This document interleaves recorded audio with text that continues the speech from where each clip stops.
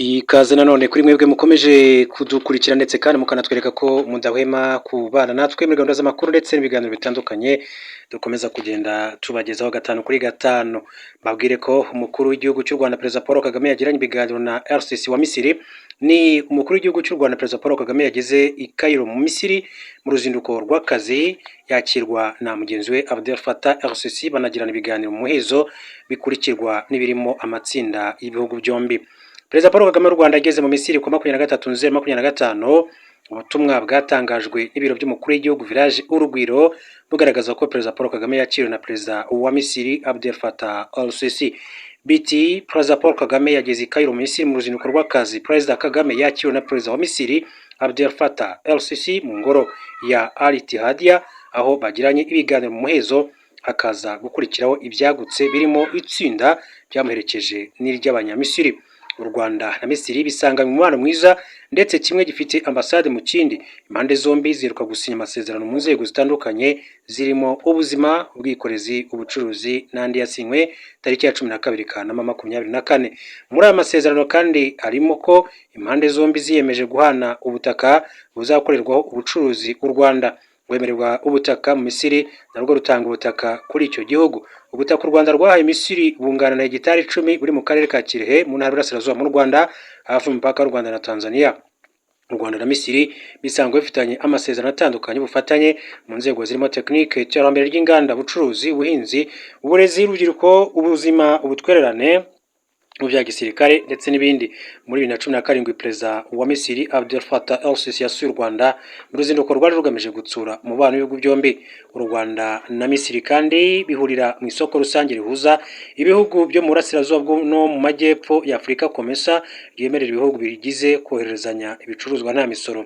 Ubutwererane bw'u Rwanda na Misiri ni ubw'igihe kirekire kuko icyo gihugu gifite ambasade yacyo i Kigali kuva mu mwaka w'1976, mu gihe y'u Rwanda i Cairo yongeye gufungurwa muri Werurwe 2015. N'itangazo rero ryaturutse mu biro by'umukuru w'igihugu cy'u Rwanda Perezida Paul Kagame.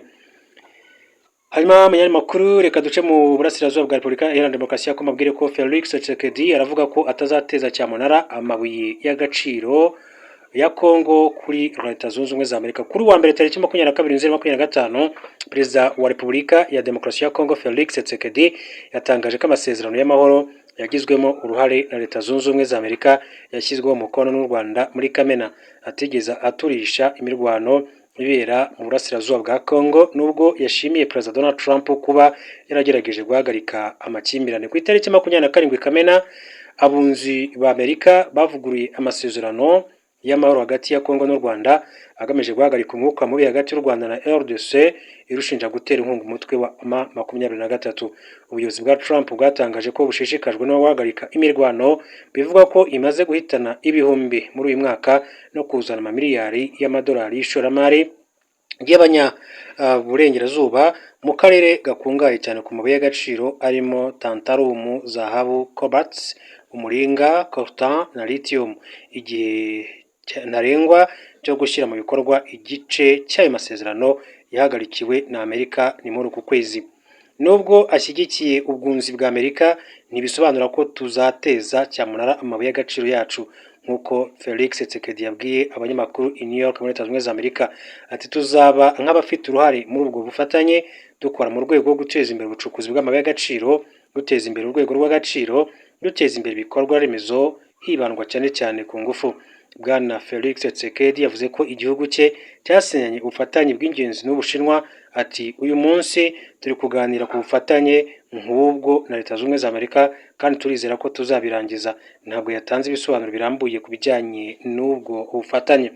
Abayobozi ba Kongo bavuga ko kugira ngo icyo ayo masezerano azageraho gishingiye ku kuba u Rwanda ruzahagarika inkunga rutera M23 Kinshasa ishinja gukora amarorerwa mu burasirazuba. M23 ku ruhande rwayo yagiye kenshi itera utwatsi ibirego bishinja kwibasira abasivili, kandi u Rwanda kuva kera rwahakanye gufasha M23, kandi ingamba z'ubwirinzi rwafashe zigamije gukumira icyaruhungabanya cyaturuka muri Kongo, nk'uko byagenze ubwo Goma yafatwaga ingabo za FARDC zikarasa mu Rwanda. Muri Werurwe Qatar yemeje ko yabashije guhuza bitunguranye Felix Tshisekedi na perezida w'u Rwanda Paul Kagame, aho abayobozi bombi basabye ko imirwano ihagarara. Ibyo byatumye habaho ibiganiro bitaziguye hagati ya Kongo na M23, nubwo impande zombi zanze kongera guhura ku itariki ya 18 Kanama kugira ngo zisinye amasezerano y'amahoro.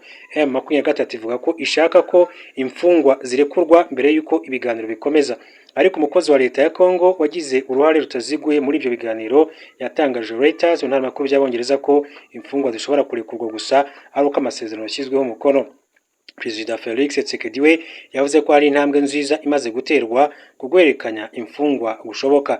Ati mu by'ukuri dutegereje ko Croix Rouge iduha uburenganzira bwo gutangira guhana imfungwa. Ku cyumweru tariki 21 Nzeri i New York muri Leta Zunze Ubumwe za Amerika, Perezida Felix Antoine Tshisekedi Tshilombo yakiriye Masad Boulos, umujyanama mukuru wa Perezida wa Amerika Donald Trump ku bibazo bya Afurika. Mu gihe kirenga isaha aba bagabo bombi baganiriye ku bufatanye hagati ya RDC na Amerika, kandi bongera gushimangira icyifuzo cy'impande zombi cyo kugera kuri ubwo bufatanye mu gihe cya vuba, bikazana abashoramari b'Abanyamerika muri Repubulika Iharanira Demokarasi ya Kongo. Tukiri kandi muri iki gihugu, reka mbabwire ko Perezida Felix Antoine Tshisekedi Tshilombo wa RDC yatangaje ko ategereje uburenganzira bwa Komite Mpuzamahanga ya Croix Rouge mbere yo guhererekanya imfungwa n'umutwe wa M23.